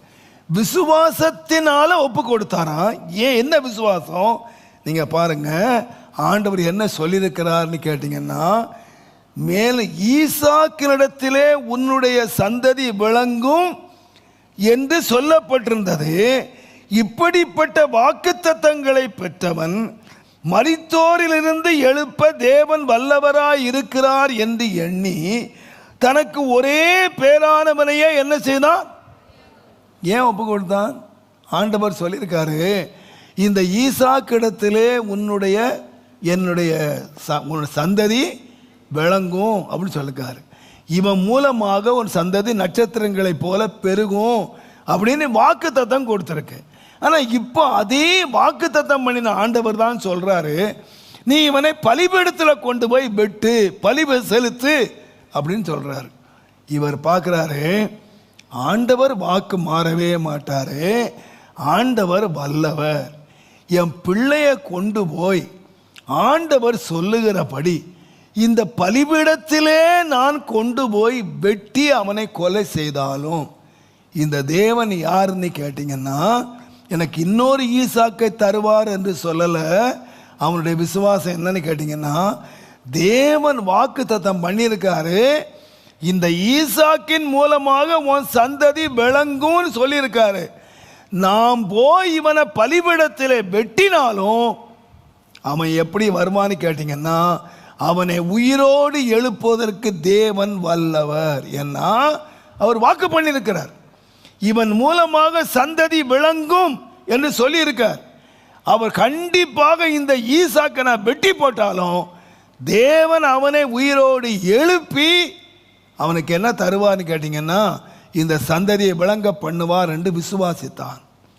ஆகையினால் தன் பிள்ளைய தைரியமாக விசுவாசத்தோடு அவன் வெட்டுவதற்கு போனான். ஆகையினாலே தான் 2 வேலைக்காரர்களை அவன் கூட்டி கொண்டு போனான். போகும்போது தன்னுடைய பிள்ளையை அவன் கூட்டி கொண்டு அவன் போகும்போது வேலைக்காரர்களை கூட்டி கொண்டு போனான். அந்த வேலைக்காரர்கள் ஒரு குறிப்பிட்ட இடம் வரைக்கும் வந்தபோது அந்த வேலைக்காரர்களை நிறுத்திட்டு அவன் சொன்னான், நாங்கள் பலியை செலுத்தி திரும்பி வருவோம் என்று சொன்னான். வருவேன் என்று சொல்லலை, நாங்கள் திரும்பி வருவோம், தேவனுடைய நாமத்துக்கு மகிமை உண்டாவதாக. நான் நினைக்கிறேன், இதை சாராளிடத்தில் கூட அவன் சொல்லாமல் அவன் அதிகாலையில் புறப்பட்டு போனதுன்னு கேட்டிங்கன்னா, நான் பிள்ளையோட திரும்ப வருவேன், பிரச்சனை வராது, குடும்பத்தில் பிரச்சனை வராது, நான் என் பிள்ளையை ஒப்பு கொடுத்துட்டு அப்படியே அவனை கொண்டுட்டு வர மாட்டேன், என் பிள்ளையோடு நான் திரும்ப வருவேன். அப்போ நான் நினைக்கிறேன், அருமையான கர்த்தருடையவர்களே, நம்முடைய வாழ்க்கைகளிலே கர்த்தர் நமக்கு வாக்கு தத்தம் பண்ணி இருக்கிறார். அநேக வேளைகள் நீங்கள் எடுத்து பாருங்கள், கர்த்தருடைய பிள்ளைகளாகிய தம்முடைய சீஷர்களை அவர்கள் கப்பலிலே போகும்போது அவர் முதல்லையே சொன்னார், அக்கறைக்கு போவோம் வாருங்கள் என்று தான் சொன்னார். ஆனால் அக்கறைக்கு போகிற வழியிலேயே பலவிதமான பிரச்சனைகள் வந்த போதும் அவங்க ஏன் கலங்கினாங்க அப்படின்னு கேட்டிங்கன்னா, நான் தாழ்மையாக சொல்லுவேன், அவர்கள் அந்த அக்கறைக்கு போவோம் என்ற வார்த்தையை அவங்க நம்பல, சூழ்நிலையை பார்த்தாங்க. நான் சொல்லுவேன், கர்த்தர் நமக்கு வாக்கு தத்தம் கொடுத்திருப்பார், ஆனால் அந்த வாக்கு தத்தத்தை நீங்கள் நம்பி நீங்கள் உங்களை அர்ப்பணிப்பீர்கள், ஆனால் நான் சொல்லுவேன், தேவனுடைய நாமத்துக்கு மகிமை உண்டாவதாக. கிறிஸ்தவ வாழ்க்கை என்று சொல்லுகிறது ஒரு அர்ப்பணிப்பினுடைய வாழ்க்கை. என்னை ஒப்பு கொடுக்கிறேன் ஆண்டவரே. இந்த சாத்ராக், மேஷாக், ஆபேத், நேகோ தங்களை தேவனுக்கு அர்ப்பணித்தார்கள், தங்கள் சரீரங்களை ஒப்பு கொடுத்தார்கள். எங்கள் தேவன் யார் என்றால் எங்களை தப்புவிக்க வல்லவர். அவர்கள் அக்கினியை ஜெயித்தவர்களாக நின்றார்கள். முதலாவது ஒரு கூட்டத்தார் இருக்கிறார்கள், தங்களுடைய வாழ்க்கையை பிரியமாய் மாற்றினவர்கள். இன்னொரு கூட்டத்தார் இருக்கார்கள், தேவனுடைய வசனத்தை நம்பி, தேவனுடைய வார்த்தையை நம்பி, தேவனுடைய கரத்தை நம்பி அவர் கையிலேயே அர்ப்பணிக்கிற கர்த்தருடைய பிள்ளைகள். அதனால தான் நிறைய நீங்கள் வசனத்தை வாசிக்கலாம். உன் பிள்ளைகளை ஒப்புவி, உன்னுடைய வழியை ஒப்புவி, நீ ஒப்புவி ஒப்புவி என்று சொல்லுகிற நீங்கள் வார்த்தைகளெல்லாம் நீங்கள் கேட்பீங்கன்னா, நீங்கள் கர்த்தர் மேலே ஒப்பு வைத்துட்டு நீ அமைதியாக இரு. நான் சொல்லுவேன், ஒரு மனுஷன் தன்னை ஒப்புவிப்பான், ஆனால் அந்த மனுஷன் எப்படி இருப்பான்னா அமைதியாக உட்கார்ந்துருப்பான். காரியங்கள் எப்படி நடக்கிறது என்று பார்க்கிறதுக்கு அமைதியாக உட்கார்ந்துருப்பான். உங்களுக்கு நல்ல ஒரு சம்பவத்தை சொல்வேன். ஆனால் இந்த ரூத்து பாருங்க, அந்த மோவாப் தேசத்தை விட்டு வரும்பொழுது அவள் சொன்னா, மாமியார் உனக்கு என்கிட்ட ஒரு நன்மையுமே கிடைக்காதுன்னு சொன்னான். ஆனாலும் அவள் சொன்னா, நான் நீ சாகிற இடத்துலையே நான் சாவேன், அந்த தேவன்தான் என்னுடைய தேவன் சொல்லி நம்பி வந்தாள். ஒரு நாள் அவள் சொன்னா, அம்மா நீ இவ்வளோ நன்மை செய்கிற, நான் உனக்கு நன்மை செய்யணும் என்று சொன்னபோது நான் நினைக்கிறேன், அவள் சொன்னா, நீ நல்லா குளிச்சுட்டு ட்ரெஸ் மாற்றிட்டு ராத்திரியில் போவாஸ் என்கிற ஒருத்தன் அந்த வயல்வெளியில் படுத்திருப்பான், நீ அவனிடத்திலே போய் அவன் பாதத்தில் படுத்து அவன் போர்வையை போர்த்திக்கொள், அவன் என்ன சொல்லுகிறான் என்று கேள் என்று சொல்லிட்டு வந்துட்டா. இவ சொன்னபடியே அவள் செய்து அந்த போவாஸுக்கு தன்னை அர்ப்பணித்து விட்டு வந்தாள். நான் சொல்லுவேன், அந்த அம்மா சொல்கிறாங்க, நீ அமைதியாக இரு, நீ அவங்ககிட்ட சொல்லிட்டல்ல, அவங்ககிட்ட ஒப்பு கொடுத்துட்டல்ல, அவங்ககிட்ட உன்னுடைய காரியங்களை சொல்லிட்டல்ல, நீ அமைதியாக இரு, உன் காரியத்தை முடிக்கிற வரைக்கும். யார் அமைதியாக இருக்க மாட்டார்னா அவன் அமைதியாக இருக்க மாட்டான். நீ எப்படி இரு, நீ ஒப்பு கொடுத்துட்டியா, ஆண்டவர் உனக்கு அவர் பாதத்தில் ஒப்பு கொடுத்துட்டியா, நீ ஒன்றுக்குமே கவலைப்படாம நீ எல்லாவற்றையும் அவருக்கு சொல்லிட்டியா, ஒப்பு கொடுத்துட்டியா, அமைதியாயிரு. படகை ஓட்டுகிறவர் அவர், சுக்கானை பிடித்திருக்கிறவர் அவர். கர்த்தருடைய நாமத்துக்கு மகிமை உண்டாவதாக. நம்முடைய ஒப்பு கொடுத்தல் என்ற வாழ்க்கை என்று சொல்லுகிறத நான் சொல்லுவேன். அமைதியாயிருக்கிறார்கள். எப்படி நடக்கிறது பார்க்கலாம், கர்த்தர் எப்படி அதை செயல்படுத்துகிறார் என்று பார்க்கலாம். ஆம் அருமையானவர்களே, கர்த்தர் மேல் நம்பிக்கையாயிருக்கிற மக்கள் திடமனதாயிருக்கிறார்கள். சீயோன் பர்வதத்தை போல அவர்கள் அசையாமல் இருக்கிறார்கள் என்று சொன்னால், நீங்கள் கர்த்தருக்கு ஒப்பு கொடுத்தீர்கள், ஆனால் நீங்கள் ஒரு நாள் என்ன செய்ய மாட்டீங்கன்னா கலங்கவே மாட்டீங்க. நீங்கள் ஒரு நாள் என்ன செய்ய மாட்டீங்கன்னா அக்னியை கண்டோ எதை கண்டோ நீங்கள் கலங்கவே மாட்டீங்க. ஏனென்றால் நம்மை நடத்துகிறவர் கர்த்தர் நிச்சயமாய் நம்ம அக்கறை கொண்டு போய் சேர்ப்பார். ஆகையினாலே தான் அக்னி நடுவில் நடந்தாலும், நீ தண்ணீரை கடந்தாலும், எதை கடந்தாலும் நீ பயப்படாத, நான் அந்த இடத்துல இருக்கிறேன், நான் உன்னோடு இருக்கிறேன், நீ பயப்படவே பயப்படாத. அருமையான கர்த்தருடையவர்களே, நாம் உண்மையாக ஆண்டவர்கிட்ட ஒப்பு கொடுத்திருக்கிறேன் என்று நான் சொல்வேன். ஆனால் அதனுடைய அடையாளம் என்ன என்று சொன்னால், நான் பயப்படவே மாட்டேன், நான் கலங்கவே மாட்டேன். அவரிடத்திலே ஒப்பு கொடுத்ததை கர்த்தர் அந்நாள் வரைக்கும் என்ன செய்வார்னா காத்து கொள்வார், கடைசி வரைக்கும் என்னை நடத்துவார். கர்த்தருடைய நாமத்துக்கு மகிமை உண்டாவதாக. உன் பிள்ளைகளை என்னிடத்திலே ஒப்புவி, உன்னுடைய பாரத்தை என்னிடத்திலே ஒப்புவி, உன் வழியை ஒப்புவி, நீ அவர் மேல் நம்பிக்கையாயிரு, திட நம்பிக்கையாயிரு. நான் சொல்லுவேன், அவரிடத்தில் நீங்கள் ஒப்பு கொடுத்ததை தான் அவர் காப்பார். அநேக நீங்கள் ஒப்பு கொடுத்துட்டாங்க, ஆனால் தங்கள் பக்கத்தில் வைத்து இது எப்படி நடக்குமோ, நான் சொல்வேன், நீங்கள் ஒப்பு கொடுத்துட்டீங்களா, கர்த்தர் எனக்காக எல்லாவற்றையும் செய்து முடிப்பார். நம்முடைய தேவன் முடிப்பார். என் பிள்ளைய அந்த பலிபீடத்திலே கொண்டு வந்து வைத்தாலும் நான் கொன்றே போட்டாலும் என் பிள்ளைய உயிரோடு எழுப்பி தம்முடைய வாக்கு தத்தத்தை நிறைவேற்றுவதற்கு தேவன் வல்லவர். அல்லேலூயா. மரித்தோரிலிருந்து எழுப்ப தேவன் வல்லவர். தேவனுடைய நாமத்துக்கு மகிமை உண்டாவதாக. நீங்கள் ஒப்பு கொடுத்து விட்டு நீங்கள் அமைதியாய் உட்கார்ந்திருங்கள். கர்த்தர் நான் சொல்லுவேன், உங்களை ஜெயமாக நடத்த தேவன் உண்மை உள்ளவர். கடைசியாக ரோமர் 8ஆம் அதிகாரம், தேவனுடைய நாமத்துக்கு மகிமை உண்டாவதாக. ரோமர் 8ஆம் அதிகாரம் 35ஆம் வசனத்திலிருந்து நாம் வாசிப்போமானால், ரோமர் 8ஆம் அதிகாரம் 35லேருந்து பாருங்க. உமது நிமித்தம் எந்நேரமும் கொல்லப்படுகிறோம், அடிக்கப்படும் ஆடுகளைப் போல எண்ணப்படுகிறோம் என்று எழுதியிருக்கிறபடி நேரிட்டாலும் கிறிஸ்துவின் அன்பை விட்டு நம்மை பிரிப்பவன் யார்?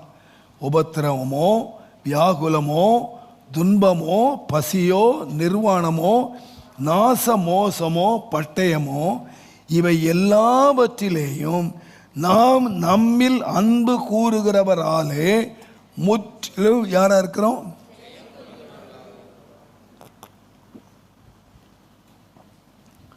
தேவனுடைய நாமத்துக்கு மகிமை உண்டாவதா. நீங்க வாசித்து பாருங்க, பவுல் சொல்றாரு, எந்நேரமும் கொல்லப்படுகிறோம், அடிக்கப்படுகிறோம். எங்களுடைய வாழ்க்கையிலே ஒரு ஆசீர்வாதம் இல்லை. உபத்திரவம், வியாகுலம், துன்பம், பசி, நிர்வாணம், நாச மோசம், பட்டயம்தான் எங்கள் வாழ்க்கையில் வந்தாலும் நாங்கள் யாரா நிற்கிறோம்னு கேட்டிங்கன்னா, இவை எல்லாவற்றிலும் நாங்கள் யாரா நிற்கிறோம்னு கேட்டிங்கன்னா ஜெயம் பெற்றவர்களாய் நிற்கிறோம். எப்படி நான் ஜெயம் பெற்றவர்களாய் நிற்கிறேன் என்று சொன்னால், அவர் சொல்றார், இந்த ஜெயம் எப்படி வந்ததுன்னா என்னிலே அன்பு கூறுகிறவர் இருக்கிறார். பிரச்சனைகள் என்னவாய் இருந்தாலும், பாறை எதுவாய் இருந்தாலும், வழி எதுவாய் இருந்தாலும், நடக்கிற பிரச்சனை எவ்வளவாய் இருந்தாலும், இந்த நடத்துகிறவர் யாருன்னு கேட்டீங்கன்னா என்னை நேசிக்கிறவர், என்னை அன்பு கூறுகிறவர்.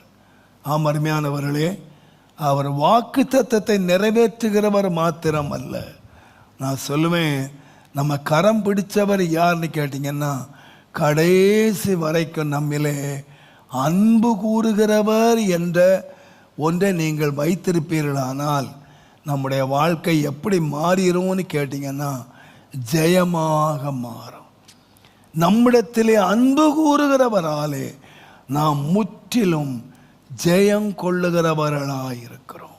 வேதம் சொல்லுகிறது, யோவான் எழுதின சுவிசேஷம் 13ஆம் அதிகாரம் 1வது வசனத்தை நீங்கள் வாசிப்பீர்களானால், பஸ்கா பண்டிகைக்கு முன்னே இயேசு இவ்வுலகத்தை விட்டு பிதாவினிடத்திற்கு போகும்படியான தம்முடைய வேளை வந்தது என்று அறிந்து தாம் இவ்வுலகத்தில் இருக்கிற தம்முடையவரிடத்தில் அன்பு வைத்தபடியே முடிவு பரியந்தம் அவர்களிடத்திலே அன்பு வைத்தார். எதுவரைக்கு அன்பு வைத்தார் என்று கேட்டால் கடைசி வரைக்கும் அவர் அன்பு வைத்தவராய் இருந்தார். நான் சொல்ல அருமையானவர்களே, நம்முடைய வாழ்க்கையிலே வந்த அநேக காரியங்கள் நம்மால் விளங்க முடியவில்லை, நம்மால் புரிய முடியவில்லை. எல்லாமே நமக்கு விரோதமாக நடக்கிறது என்பதை நாம் ஒருவேளை நம்முடைய வாழ்க்கை அனுபவத்தில் நாம் பார்த்துருக்கிறோம். இவர் சொல்லுகிறது போல், பவுல் சொல்கிறது போல, நேரிட்டவைகள் எல்லாம் எனக்கு சாதகமாக நடக்கலை, எல்லாமே எனக்கு விரோதமாக நடக்கு. ஆனால் ஒன்று மாத்திரம் பவுலுக்கு தெரியும், தேவன் தம்மிடத்திலே அன்பு கூறுகிறவர்களுக்கு எல்லாவற்றையும் எப்படி முடிக்கிறார் என்று கேட்டால் நன்மையாகவே முடிக்கிறார். நான் நினைக்கிறேன், தேவனுடைய நாமத்துக்கு மகிமை உண்டாவதாக, தேவன் நம்மை நடத்துகிற பாதைகள் விளங்காமல் இருக்கலாம். நீங்கள் யோசிச்சு பாருங்க, 17 வயதில் இந்த யோசேப்பு என்கிற ஒரு வாலிபன், ஒரு இளம் பையன், கர்த்தர் அவங்கிட்ட சொன்னார், உன்னை எல்லாரும் வணங்குவாங்க, உன் சகோதரர் வணங்குவாங்க, உன் பெற்றோர் உன்னை வணங்குவாங்க, அப்படின்னு தேவன் வாக்கு தத்தம் பண்ணினார். ஆனால் வாக்கு தத்தம் பெற்ற நாளிலே இருந்து அவன் வாழ்க்கையிலே அவன் அனுபவித்த அனுபவி பார்த்தீங்கன்னா அதுக்கு எந்த அனுகூலமான காரியமும் இல்லை. அவன் உயர்வு வரும் என்ப சொல்வதற்கு எந்த அனுகூலம் இல்லை. கர்த்தர் ஒரு பெரிய எல்லாரும் வணங்கத்தக்கதாக ஒரு பெரிய உயர்வை கொடுத்ததுக்கு ஸ்டெப் பை ஸ்டெப் படிப்படியாக கர்த்தர் உயர்த்தியிருக்கணும். ஆனால் எந்த அனுகூலமும் இல்லை. நான் சில வேளைகளில் யோசிப்பேன், கர்த்தர் என்னை ஆசீர்வதித்தார்னா படிப்படியாக என்னை ஆசீர்வதித்தார். ஆனால் அவனை படிப்படியாக ஆசீர்வதிக்கல, படிப்படியாய் வீழ்ச்சியை சந்தித்தான். சகோதரர் பொறாமை கொள்ளுகிறார்கள், அப்பா பொறாமை கொள்ளுகிறார். அவன் 20 வெள்ளிக்காசுக்கு விற்கப்படுகிறான். இதுவரைக்கும் செல்ல குமாரனாய் இருந்தவன் இப்போ அடிமையாக மாறுகிறான். அடிமையாக மாறி சரி அடிமை தான் வேலை செய்யலான்னு கேட்டால் கடைசியில் அவன் ஒரு விபச்சாரக்காரனாக பெயர் சூட்டப்பட்டு ஜெயிலுக்கு போகிறான். அங்கே உட்கார்ந்த உயர்வுக்கு எந்த வழியும் இல்லை. விடுதலை பெற்றா போதும் என்ற நிலைமைக்கு அவன் வந்துட்டான், சூழ்நிலையே. ஆனால் வேதம் சொல்லுகிறது வசனம் அவனை புடமிட்டது. வசனம் என்ன சொல்லியிருக்கு? உன்னை மேலே வைப்பேன், உன்னை எல்லாரும் போற்றுவார்கள். அவன் அமைதியாய் அவன் சகித்தான். எல்லாரும் நினைக்கலாம் எல்லாம் விரோதமாக நடக்கு, கடவுள் கூட இருக்கிறான்னு சொல்கிறாங்க, ஏன் இந்த அவமானம்? கடவுள் கூட இருக்கிறான்னு சொல்கிறாங்க, ஏன் இந்த பொய்யான குற்றச்சாட்டு? கடவுள் கூட இருந்தால் அந்த பொய்யான குற்றச்சாட்டு வருமா? இப்படியெல்லாம் அவமானம் வருமா? நாம் நினைக்கிற கடவுள் கூட இருந்தால் அப்படியே செழுமை எல்லாம் ஆசை வந்திருக்கிறோம். ஆனால் பாரு, கடவுள் கூட இருந்த வேளையில் தேவன் மறக்காமல் எழுதி வைத்திருக்கிற கர்த்தர் அவனோடே எங்க ஜெயிலில். தேவன் கூட இருந்தார் எங்க? போத்திபார் வீட்டில். போத்திபார் வீட்டில் கர்த்தர் கூட இருக்கும் பொழுதுதான் அவனுடைய போத்திபாருடைய மனைவி அவன் மேலே பொய்யாய் குற்றஞ்சாட்டுகிறாள். நீங்கள் யோசித்து பாருங்க, இயேசுவோட கூட இருக்கும் மேலே இப்படி அவமானமான பழி வருமா? வரும், வந்தது. இயேசு கூட இருக்கிறவனுக்கு சிறைச்சாலை வருமா? வந்தது. நிந்தைகள் வந்ததா? வந்தது. ஆனால் அவைகள் எல்லாவற்றிலும் அவன் அமைதியாய் இருந்து அவன் எப்பொழுது ஜெயங்கொண்டான் என்று கேட்டால் நான் சொல்லுவேன், நம்ம போகிற பாதை ஒருவேளை நமக்கு விளங்காதா இருக்கலாம். யோபு சொல்லுகிற மாதிரி, நான் தேவனை தேடியும் வலதுபுறம் போனால் காணும், இடதுபுறம் போன காணும். ஆனால் ஒன்று மாத்திரம் நல்லா தெரியும் எனக்கு, நான் போகிற பாதையை கர்த்தர் அறிவார். யாருமே நான் பார்க்க முடியல, என் வழி எனக்கே தெரியல, என்னை நடத்துகிறவரை தேடுறேன், அவரையும் காண முடியல. ஆனால் ஒன்று மாத்திரம் தெரியும், என்னை அன்பு கூறுகிறவர், நான் போகிற பாதையை கர்த்தர் அறிவார். அந்த பாதையை ஒப்பு கொடுத்தாங்க. என்னை நேசிக்கிற ஒருத்தர் இருக்கார், என் மீட்பர் உயிரோடு இருக்கிறார், அவர் என்னை நிச்சயமாய் ஜெயம் எடுக்க பண்ணுவார். நான் நினைக்கிற அருமையான கர்த்தருடையவர்களே, இன்றைக்கி நான் உங்களுக்கு சொல்லுகிறேன், நீங்கள் போகிற பாதை உங்களுக்கு புரியாமல் இருக்கலாம். நீங்கள் போகிற பாதை புரியாது மாத்திரமல்ல, நீங்கள் நினைத்ததுக்கும் நீங்கள் ஜெபிச்சதுக்கும் நேர் விரோதமாக இருக்கலாம். ஆண்டவர் அந்த பவுலை அழைக்கும் போது நான் தெரிந்து கொண்ட பாத்திரம்னு சொன்னார். ராஜாக்களுக்கு முன்பதாக நிற்பதற்கு நான் தெரிந்து கொண்ட பாத்திரம். ஆனால் அந்த தெரிந்து கொண்ட பாத்திரம் போன வழியை பாருங்க. எந்நேரமும் கொல்லப்படுகிறோம், அடிக்கப்படுகிறோம், பட்டயமும் அவமானத்தையும் சந்திக்கிறோம். யாருக்கு வந்தது? தெரிந்து கொண்ட பாத்திரம். ஆனால் அந்த தெரிந்து கொண்ட பாத்திரத்துக்கு ஒன்று தெரியும், நாம் விரும்பாத எனக்கு விரோதமான காரியங்கள் சம்பவித்தாலும் என்னை அன்பு கூறுகிறவர் மாத்திரம் என்னை ஜெயமாய் முடிய பண்ணுவார். அல்லேலூயா. நான் சொல்லுவேன், இந்த அருமையான காலை வேளை நீங்கள் போகிற பாதை, உங்கள் வாழ்க்கையில் நடக்கிற சம்பவங்கள் உங்களுக்கு புரியாதா இருக்கலாம். ஆனால் உங்களை அழைத்தவர், உங்களை நியமித்தவர், உங்களை ரட்சித்தவர், உங்களை தெரிந்து கொண்டவர் அவர் யார் என்று கேட்டால் அவர் அன்புள்ளவர். அவர் அன்புள்ளவர் என்பதை மாத்திரம் நீங்கள் தெரிஞ்சுக்குவீங்கன்னா, என்ன பாதையிலே கர்த்தர் கடந்து போனாலும் அந்த பாதை எப்படி முடியும்னு கேட்டிங்கன்னா நன்மையாய் முடிய பண்ணுவார்.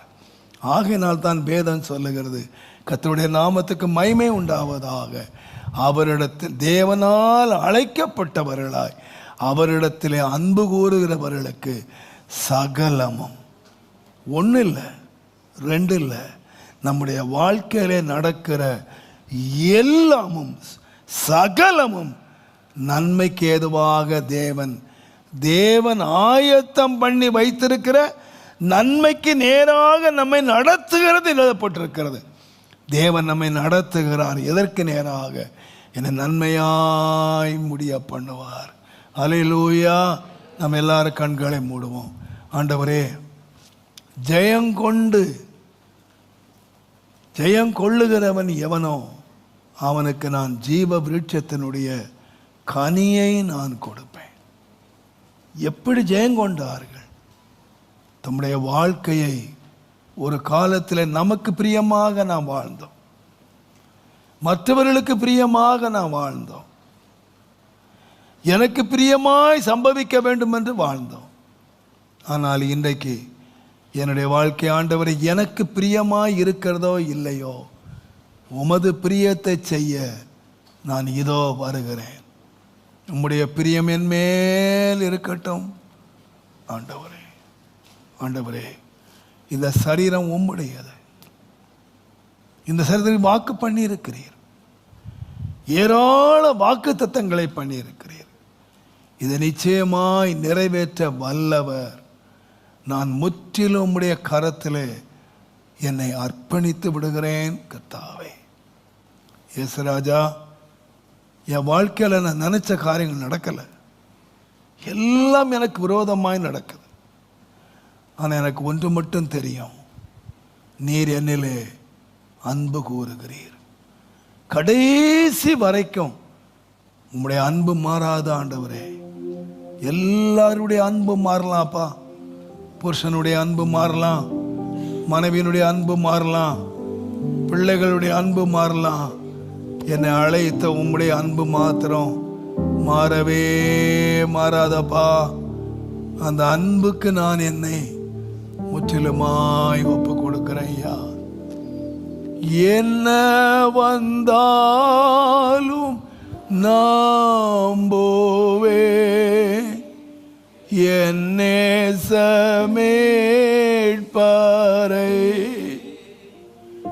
யார் கைவிட்டாலும் செல்வேன் எனது இயேசுவை.